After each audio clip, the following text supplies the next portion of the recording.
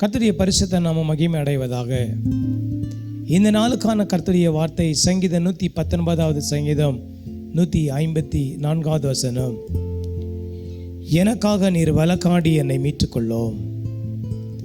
எனக்கு அருமையான தேவனுடைய பிள்ளைகளே, இந்த உலகத்தில் நாம் நிறைய விஷயத்தில் நாம் தோல்வி அடைகிறோம்.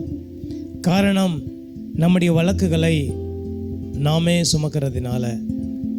இந்த நாளில் இந்த இயேசுவினுடைய வார்த்தையின் பிரகாரமாக நீர் எனக்காக வழக்காடி என்னை மீட்டுக்கொள்ளும் என்று ஜெபிக்கும் பொழுது, உங்களுக்குரியதான வழக்குகள், உங்களுக்குரியதான பிரச்சனைகள், உங்களுக்குரியதான போராட்டங்கள், நீங்கள் சுமக்கிற வியாதிகள் எல்லாவற்றையும் இயேசு சுமந்து அவைகளிலிருந்து எல்லாவற்றிலும் உங்களை விடுதலையாக்கி உங்களை மீட்டு கொண்டு கர்த்தர் உங்களுக்கு உதவி செய்வார்.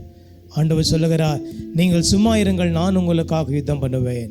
அவர் யுத்தம் பண்ண ஆயத்தமாக இருக்கிறார். உனக்காட வழக்காட ஆயத்தமாக இருக்கிறார். நீ ஆண்டவரிடத்தில் செபிக்கும் பொழுது இந்த வசனத்தை வைத்து நீங்கள் இன்று செபிக்க ஆரம்பிங்க.